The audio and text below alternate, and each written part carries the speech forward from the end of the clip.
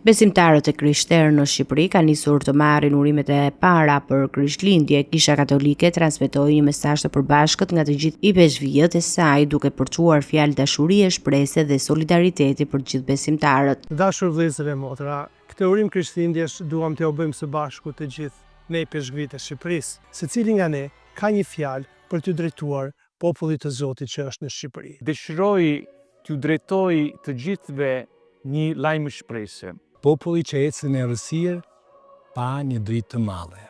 E mbi këtë lugin të errët shndriti drita e fuqishme. Të përgatisim familjet tona të pranojnë me lutjen e me gëzim ai që po vjen, shërbuesin, Zoti me ne. Ndërkohë, Kisha Ortodokse përçoi urimet përmes kryepeshkopit Joani, i cili bëri thirrje për paqe, mirësi dhe reflektim shpirtëror gjatë festave të fundvitit. Mesazhet e të dy kishave theksojnë rëndësinë e vlerave të bashkimit familjar, respektit dhe ndihmës ndaj të tjerëve, duke shënuar fillimin e një periudhe festive për krishterët në Shqipëri. Të dashur vëllezër dhe motra, duhet ta shpallim me gëzim këtë lajm të mirë, e të dëshmojmë me zell dhe pa u lodhur, se tashmë Perëndia banon ndër ne. Një dëshmitar i vërtet shpëton jetë, thot Solomoni i ditur. Është detyra e çdo të krishteri ta përhap e ta bashkëndajë këtë dritë me të gjithë botën, sepse vetëm duke e ndarë atë me të tjerët, drita mund të mbahet dhe të rritet. Përndryshe, ajo do të errësohet dhe përfundimisht do të zhduket.